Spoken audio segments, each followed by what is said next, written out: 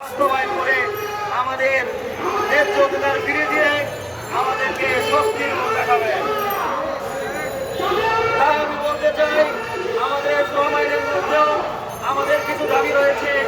সেই ৬ দফা দাবি আপনারা বাস্তবায়ন করে আমাদেরকে পুনরায় আবার আমাদের কর্মক্ষেত্রে চলে যাওয়ার জন্য বা সুন্দর পরিবেশ তৈরি করার জন্য চেষ্টা করবেন।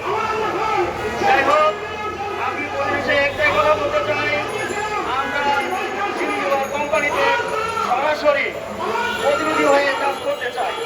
কারণ হচ্ছে একটা কোম্পানিতে সরাসরি কাজ করতে না পারলে সেটা সুযোগ সুবিধা হতে বঞ্চিত হয়ে আমরা দীর্ঘকাল ধরে ডেকে আসছি।